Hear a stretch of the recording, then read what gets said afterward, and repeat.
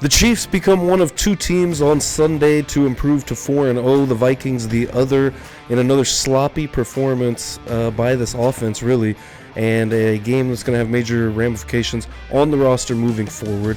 We also get Josh Allen proven to us in prime time on Sunday night. He is not the number 2 quarterback in the league. Lamar Jackson handles the Buffalo Bills in a huge victory out there. Benoit Saint-Denis in the UFC getting absolutely smashed by Moicano in a very impressive performance. We're going to talk about all that and a little bit more about the NFL in this episode of the Papa Stronos podcast. So welcome back. If you are over on YouTube, make sure you smash that subscribe button, smash that like button for me as well. We are on the road to 300 subscribers. If you're listening on Spotify or Apple Podcasts, you can go over to YouTube. There's plenty more on the YouTube channel. Film reviews coming. Just had that Carson Still film review put out yesterday morning, which is ironic because Carson Steele did not have a very good game on Sunday against the Chargers in LA. Had the fumble, only carried the ball one more time after the fumble, and I'm going to get into the box score real quick of this game for the Chiefs. It ended up being just 2 carries. 2 carries for 6 yards. One of them was the fumble, of course, for Carson Steele. Looks like he might have lost his starting job. Kareem Hunt, 14 carries, 69 yards on the day. He also had a few catches in there. 3 catches, just 2 yards on the receptions. Interesting day for the offense. Rashee Rice, I'm recording this Sunday night, so Rashee Rice, at this point, we don't know anything, no update. He will have an MRI today. There will be an update on Rashee Rice, which, I mean, it looked rough. I'm not one to try to jump to conclusions, especially in this kind of situation, just because we'll see. Felt like the Hollywood Brown thing wasn't going to be a season ender, and it was, so a little bit disappointing. But Chiefs Kingdom, we've been here before. I think that we've been here with less before. I think last year, at this point in the season, Rashee Rice wasn't doing too much. He had that big game week 1, kind of fell off, kind of got lost in the offense, and I think that's part of Andy's strategy. I think he's kind of showed us that that's kind of part of the strategy to getting the receivers acclimated of, really going to them that first game. We saw it with Xavier Worthy on that opening game against the Baltimore Ravens this year. Since then, Worthy hadn't done too much until today. Xavier Worthy has one hell of a game today. 4 targets, 3 catches, 73 yards, a touchdown on that 54-yard bomb from Patrick Mahomes, and I don't think most people really took this from that game, but I think Patrick Mahomes kind of reminded us who he was. I think Travis Kelce kind of did the same thing. Hey, we're still fine, is what they were saying in this performance, I feel. Kelce, 9 targets, 7 catches, 89 yards. Pretty good game. And I think Kelce, exactly kind of what he's been saying, is he's going to do what he can to, get his guys open. If he's got to take a couple of defenders with him and he's not getting the ball, he's fine with that. This team is trying to win a championship. I mean, it is championship or nothing for this team. They are going for a 3-peat. Never been done in NFL history before. Sure, you're all very aware of that. But that's where I think that, just the regular season, I mean, it's not that it doesn't matter. It obviously matters, and the Chiefs are getting these wins. They're 4-0. One of 3 undefeated teams at the moment. Seattle Seahawks will play tonight. They are 3-0. So we'll see. There'll be 2 or 3 undefeated teams heading into Week 5. Chiefs are one of those teams. They're getting by. And I think in this game against the Chargers, they were able to get by. It's a division game. It's a weird game.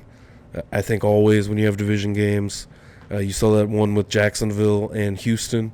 That was kind of a weird game. Houston has to come back at the end and win. The New Orleans-Atlanta game. These division games, the division teams are going to play you close always. And where the Chiefs are right now, there's a lot of injuries. They're doing the best with what they have, I think, at their disposal. I think at this point in the game, I mean, we're only 4 weeks in. I think that things will be all right. They'll figure it out. They'll be able to get to a spot where I think they figure it out for the most part. And they're still getting wins. I don't think it's time to panic. Is basically what I'm trying to get at. I don't think it's time to panic. Justin Herbert went out in the game. He was 16 for 27, 179 yards and a touchdown.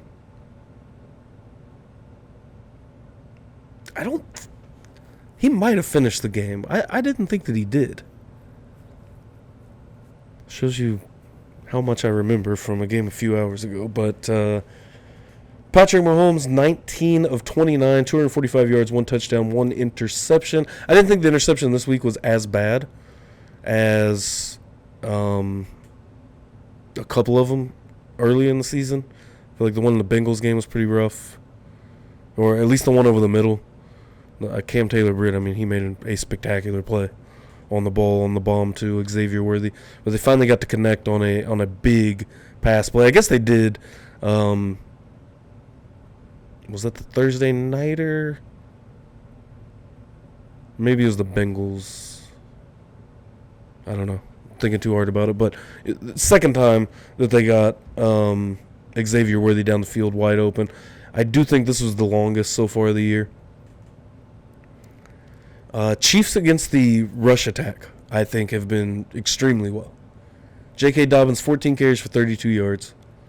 Gus Edwards, 6 carries for 19 yards. Familiar name to most of you Chiefs fans there. As Gus Edwards, man, he's had a good time against Kansas City Chiefs in a Baltimore Ravens uniform. Today wasn't the best. But 2024 continues to be weird. We've got the Seahawks playing the Lions tonight, along with the Titans and the Dolphins. The Cincinnati Bengals get a 10-point win over the Carolina Panthers. That was a fascinating game to watch. The Chicago Bears pull one out against the Rams. Rams are a very weird team. The Packers, a little bit of a weird team. They lose by 2. I feel like the NFC is just weird in general. The fact that the Commanders went out and did what they did yesterday, 42-14 against the Cardinals. Or are they the real deal? 49ers kind of felt like they kind of returned to form a little bit, albeit against the Patriots. But still, I don't know. 2024 is weird. Well, let me know in the comments below what you think about 2024 so far, because I just feel like it's been so odd, and especially these Chiefs games. These Chiefs games have been so odd. Losing Rashee Rice would be big, though, I think. So we saw Sky Moore out there a little bit. Sky Moore made a couple of good blocks. I'm still, I'm obviously down just like the rest of Chiefs Kingdom, but I've always been kind of high on Sky Moore. Last year, I really thought that he was going to have a pretty good year coming into 2023. Obviously, that didn't work out. If the guy could just catch. I mean, that one went straight through his hands. That first target from Mahomes, straight through his hands. Easy money.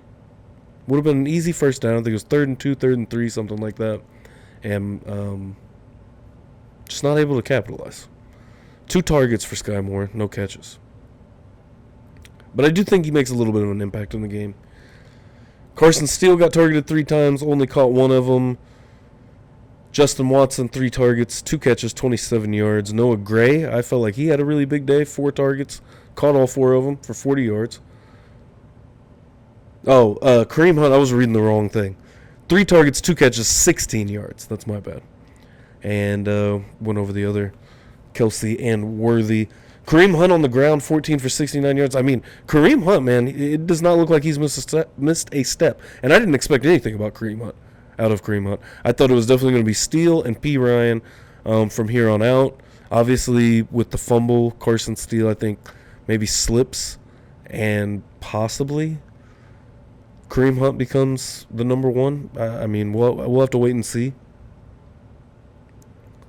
Let me pull this schedule up real quick because I'm not 100% sure what next week is. It's the Monday night game. Monday night game against the Saints at Arrowhead. That's going to be an interesting game. So next up for the Chiefs, back at home against the Saints, Monday night, October 7th. Then is the bye week. On the road at San Francisco. October 27th at Las Vegas. And then back home November 4th for another Monday night game against the Tampa Bay Buccaneers. And they get the Broncos November 17th. It'll be at Buffalo. Interesting stretch. The way the Chiefs are playing, I mean, they just find ways to win. And I do think the Ravens are a really good team. The Bengals are very unsure on how good they are. The Falcons, I'm unsure on how good they are, but I do think they're a sneaky good team. The Chargers, we'll see what happens with that. I think they're a little bit of a mess. Obviously, all the injuries that plague them. I mean, you saw the offensive line injuries.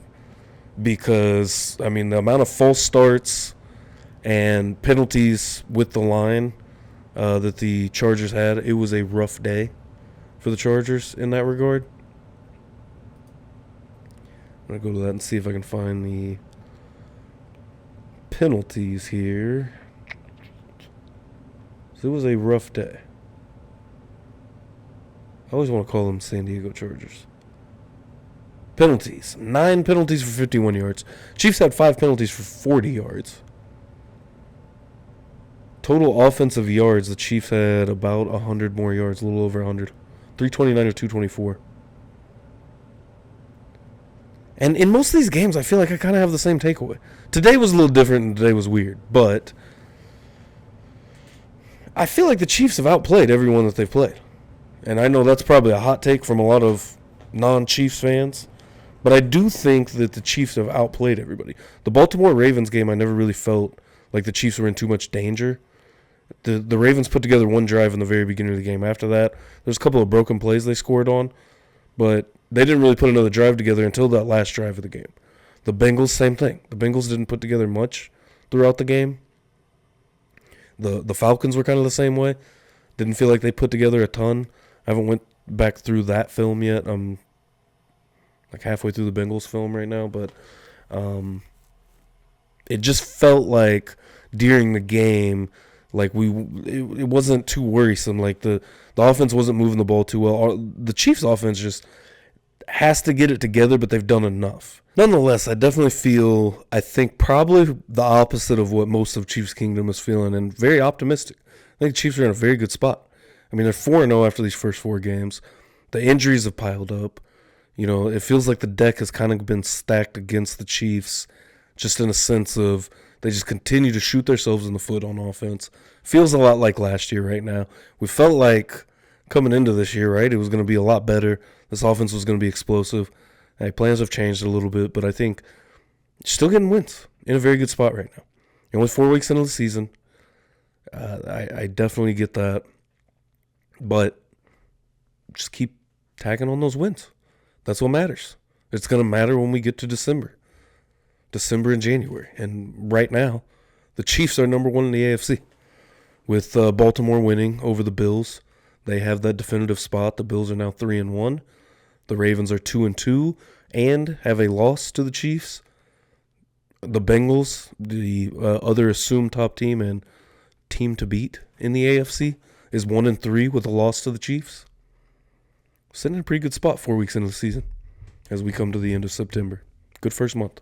I mean, it wasn't pretty, but it was a good first month. Getting to that game, Lamar Jackson versus Josh Allen, big showdown, Sunday Night Football at the Bank, Baltimore, Maryland. Big game. 1-2 Baltimore Ravens hosting the 3-0 Buffalo Bills with Josh Allen that has looked like Superman. 1 turnover, I think, coming into this game. Not very Josh Allen-like. Playing really good ball. Sunday night, time to prove it all. You got the argued number 2 guys. Who's number 2, who's number 3? That's the question. We know who number 1 is. We know there's only 2 guys right now that could be number 2 behind Mahomes. It's these 2 guys. 2-time NFL MVP versus Josh Allen. I don't know. I mean, Josh Allen. I mean, he got an AFC Championship appearance. Other than that, I mean, not a lot to go with that tagline. So, going off of that, we got a 2-time MVP that just won the MVP last year, And he comes out, goes 13 of 18, 156 yards, 2 touchdowns. Lamar Jackson ran the ball 6 times for 54 yards, another touchdown. That's 3 touchdowns. That efficiency of 13 of 18, 135.4 rating. 1 sack, 26 yards was the longest pass. Now the guy that is, I've been told all offseason, Josh Allen is that guy. He's number 2. 16 of 29, 180 yards. No touchdowns. No interceptions. Sacked 3 times. I can attest to at least 2 of those. Definitely his fault. Held onto the ball way too long. There was the one play where he tried to stiff arm the guy as far as he could all the way to the sideline, and then ended up throwing the ball away. Almost threw a pick on that play. Carried the ball 5 times for 21 yards. No touchdowns. 1 fumble lost. Oh, Lamar Jackson also had a fumble lost. Excuse me. I think you get where I'm going with this. Number 2 guy is very clear. The number 2 guy has been very clear. Last year, all offseason, and he proved it last night.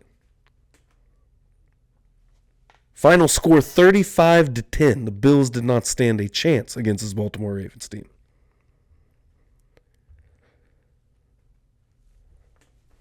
Josh Allen is not the number 2 guy. It's that simple. And I feel like the Bills Mafia crowd, I get it. Josh Allen's been on fire. I definitely get that. Josh Allen has been on fire. That's 3 games against the Cardinals, Dolphins, and what was the other game they played? Not 100% sure. The other game that they played. I am going to look that up right now. I think last week was the Dolphins game for them. Last week was the Jaguars. Jaguars, 0-3. 0-4, excuse me. The Jaguars are 0-4 after today. Dolphins are 1-2. They play tomorrow night. And we saw what happened with the Cardinals. I think the jury's still out on how good the Commanders are, so I don't really know how to gauge that. The Cardinals are 1-3 now. A combined record of 2-9 the Bills have played so far this season, coming into tonight. 2-9. Makes that 4-11 now against the Ravens. Opponents' records 4-11. The Bills are now 3-1. They should be 3-1. They should have easily beat the teams that they played. Josh Allen should have looked amazing. He also should have looked great tonight. But there's a lack of weapons there. And this is one thing that I talked about coming into the season. The Bills have a lack of weapons. There's no excuse. And the Bills Mafia crowd, I feel like this last week is getting a little big for their britches. Especially with some of the stuff I saw like leading up to this week and then after the Mahomes interception. Hold on. I was told all offseason by Bills Mafia, turnovers don't matter. But we are pinpointing Mahomes turnovers in wins. I was told Josh Allen wins still. So what does it matter? I've been told all offseason by Bills Mafia, turnovers don't matter if you're winning and you're scoring touchdowns. Hey, Mahomes scored some touchdowns today. Or is it just the one, I think? Can't remember now. 1 touchdown, 1 interception. 1-1 rate. They won the game, 17-10. Can't have it both ways. I think Sunday Night Football proved what I think a lot of people already kind of knew, but Lamar Jackson is better than Josh Allen. Plain and simple. And I feel like the Bills' defense has definitely been dismantled, but playing well so far this year. I don't know the exact stats or where they line up anywhere in rankings, yards, or points-wise or anything like that. But again, they've played some rough teams. The Bills are not going to be able to win consistently all year. And I think when they play playoff-caliber teams, I don't know if they'll be able to get it done. I definitely don't think they'll be able to get it done in January. I'm not convinced on the Bills whatsoever. And that was my feeling coming into the season because I feel like I'm more of the mindset of we are 4 weeks into the season. We don't know a ton. We have like a base level, right? I think until you get to about 7, 8 games, you can start kind of seeing an identity of a team. But especially the really good teams. This is why I don't get worried about the Chiefs. I wasn't worried all year last year. After the Raiders game, I'll admit I was a little worried then. But, on this podcast, I kept on, I pointed out, we're going to talk about the downfalls of the Chiefs all season long, covering them. But it doesn't worry me yet to see, one, they're 4-0. Last year it didn't worry me until about the Raiders game, and they kind of turned it around. Saw a totally different team in the postseason. But these really good teams have the ability to, I think, kind of switch their identity, mid to late in the season. They have the ability to do that. Once you kind of, get into form where you're playing good football, okay, then let's figure out what works. I think the Chiefs just figured out what worked at the right time in the offense. Worked enough with the defense that they had last year. And I do think the defense is... we're not there yet. We're not there yet with the defense, but I do think the Chiefs have a very solid defense still, in place. They've been amazing against the run. They've been hit on some pass plays, but a lot of it is some, broken plays. I don't feel like consistently we are seeing teams just drive down the field on the Chiefs defense. So, I don't know. It doesn't worry me, but I couldn't wait to talk about this, obviously. And if you have followed along with me, whether it was my quarterback tiers list or just the podcast in general or on Twitter, that's a quick plug. Follow me on Twitter at Papa Shro. Yeah, I was excited to talk about that. Josh Allen proved to us all tonight, reminded us who he was. And Lamar, I think, reminded us who he is. Because it's the efficiency. At the end of the day, it is the efficiency of Lamar Jackson, I do believe. That, for me, I think is a big deal just because not many incompletions, had a perfect passer rating. 13 of 18, it doesn't get much better than that. They ended up pulling Josh Allen. Josh Allen didn't even play the last 2 drives. No, the starters did, I don't believe. So, sole possession of the AFC goes to the Kansas City Chiefs right now. All right, last but not least, today we have a little bit of MMA, UFC over the weekend over in Paris, France. Main event, Renato Moicano versus Benoit Saint-Denis. And this fight did not go really how I thought. I thought Benoit Saint-Denis would pull it out, especially in front of his home crowd. I thought it was interesting they had him in the blue corner, so he came out first. Usually the hometown guys, come out second. Either way, Moicano, beautiful fight. Beautiful fight for Moicano. Was patient, very smart, strategic the entire time. He caught that kick of BSD, used it as leverage to get into the takedown, spun him around, got him to the ground, mounted him fairly quickly. I think it was about 2.5 to 2:45 left in the round, the opening round. He just started laying down haymakers. He landed big elbows, punches, you name it, from the mount. And he just worked on Saint-Denis pretty much the final half of the round. Very, very impressive win for Moicano. I do believe these rankings are updated. I might be wrong. I can't remember what they were ranked coming into the fight. Moicano now up to number 11 in the lightweight division. Benoit Saint-Denis now 12. And like I said, I may be incorrect. I can't remember what they came in as. But big win for Moicano. Big win, especially with the shoulder injury. He had that shoulder injury right before the fight where his shoulder popped completely out of place and still was able to come in there and get the win. And a big win. I think that propels him forward big time. And we'll see where he fits in and who he'll fight next. Kind of looking at the rankings. Dariush might not be a bad one. I'm not sure if he's got a fight coming up. Fazayev, Gamrot, all there. Max Holloway, interesting, ranked in the top 10 at lightweight at number 9 right now. Dan Hooker could be an interesting fight for Moicano next. See where BSD goes from here off of the loss. Paddy Pimblett has crept up to number 15. I know he's been 15 for a little bit, I think, since that win in his last fight, the Leon Edwards Bilal Muhammad. card. Lightweight division is tough. Even though lightweight division doesn't feel as stacked as it once was. I don't think so. I don't know if any division in the UFC right now is as stacked as it once was.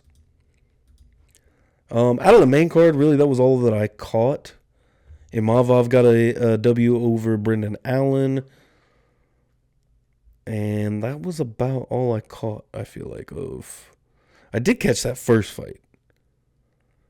Faraz Ziam versus Matt Frivola. That was one hell of a finish as well. Either way, I do want to look ahead. UFC 307 is coming up next weekend, October 5th. Huge card. I mean, this main card is stacked. This main card is stacked. I haven't looked at the prelims yet. Okay, I do remember seeing they moved Wonderboy and Buckley to basically be the headliner of the prelims. Doesn't look like a ton of prelims. We got Carla Esparza versus Tisha Pennington. That is on the early prelims. Preliminary card, just 3 fights. Rounding out with Wonderboy versus Buckley.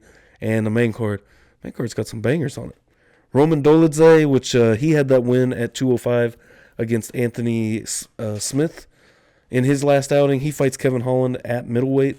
Women's bantamweight. Caitlin Vieira versus Kayla Harrison.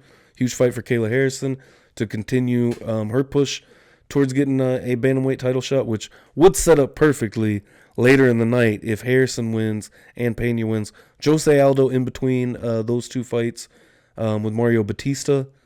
And then the co-main event, the Women's Bantamweight Championship, is on the line. Raquel Pennington versus Juliana Pena, which I think will be an interesting fight. And then your headliner, main event of the evening, Alex Pereira versus Khalil Roundtree, which I'm excited for. I have seen where, people are starting to say Pereira has not met a wrestler. And they did line him up against a guy that is a little bit lower in the rankings at light heavyweight.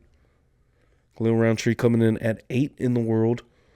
I think Ankalaev feels like he got passed by a little bit.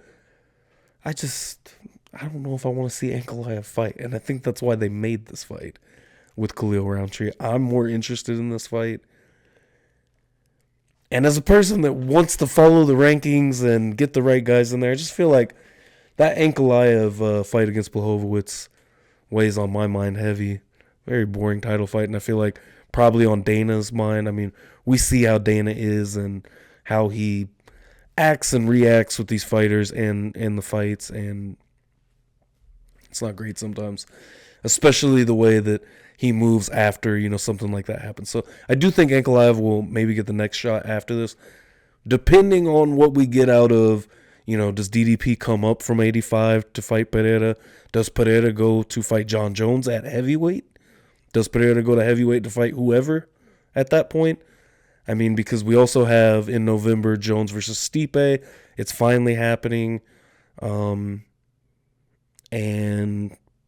I don't think either one of them is going to fight again after that. I think if Jones wins and Dana offers enough money to meet Pereira, I think it's possible. I feel like he's not going to fight Tom Aspinall. I don't think John Jones wants to fight Tom Aspinall. But I think maybe Pereira, he feels like, maybe wouldn't be as dangerous as Aspinall at heavyweight, coming up from 85 to 205 to then heavyweight. Maybe in John Jones' head, maybe he thinks he's not as dangerous at that weight class and decides to test it out. We'll see. This is all way forward thinking, right? And Pereira's got to get through Roundtree next weekend. So I do think it's going to be a really good fight. I think the whole card is going to be awesome. And I'm going to try to get back later in the week and throw out some picks, maybe break down this card a little bit more, watch some previous fights from some of these men and women of the UFC, just to kind of get my head ready for these fights of some of the fighters I haven't watched. I actually rewatched that Raquel Pennington fight just recently. Man, I cannot for the life of me think of who she fought. But I did watch that one back recently. I've not watched an Aldo fight in a while, I feel like. Excited to see Kayla Harrison on this card. I don't know. UFC 307, though, I'm pretty hyped for it, actually. I think that'll be fun. The following weekend, you got Brandon Royval versus Tatsuro Taira, who I became a big fan of in his last fight. I think it's exciting. He's going to headline a card, and that'll be definitely a great fight. Following week, more fights. That one's a little bit on the fringe on the fight night. Anthony Hernandez versus Michel Pereira. UFC 308 follows that. That is October 28th, and that's when we finally get Ilya Topuria versus Max Holloway. Khamzat Chimaev is supposed to fight Robert Whittaker on that card as well. That's going to be a big card. That's when Ankalaev returns. So Ankalaev will fight Rakic. That is October 26th. Puts him in perfect line, I think, and a good timeline too, because you've got the beginning of October, you've got the 205 title fight. Ankalaev gets a fight at the end of October and puts himself in a great spot to get that title shot. So we'll see how things shape out with 205. 205 needs some life breathed into it. That's for sure. I mean, that's what Pereira is doing right now. So it would be a little disappointing to see him make that jump to heavyweight just with how light heavyweight has been in recent memory. I feel like it's really been weird ever since John Jones lost the belt, due to other problems, failed drug tests, run-ins with the police, all that good stuff. Guess not all that good stuff, but you know what I mean. All of that craziness with John Jones, and then Cormier was kind of weird when he was the champion. I definitely feel like he was the rightful champion, but I mean, not all MMA fans feel the same way, especially with, how John Jones beat him and finished him in the second fight that ended up being a no contest. I don't know. 205's been weird. 205's been weird for a long time, it feels like. So hopefully we will get to continue seeing that division develop. It's still kind of thin. I think a lot of the divisions in the UFC are pretty thin right now. Anyways, I'm getting to rambling on too much. I think I have covered just about everything I would like to cover on this podcast. So if you made it to the end, make sure you smash that like button. Smash that subscribe button over on YouTube for me. We're on the road to 300 subscribers. If you're over on Spotify or Apple Podcasts, make sure you hit the like button as well. Follow the podcast as well on those platforms. Ring that bell. Make sure you stay notified whenever I post. Again, film reviews coming up this week. Definitely some film reviews dropping. Podcast on Mondays. I'm looking to try to start streaming more over on YouTube and just kind of have some little bit extras, kind of just speak my mind on whatever topics and subjects that may come to this crazy brain of mine. And make sure you stop in, check in on those. Again, smash that bell. Make sure you stay notified. Or you can ask me whatever. We can talk Chiefs football, MMA, whatever. Until next week.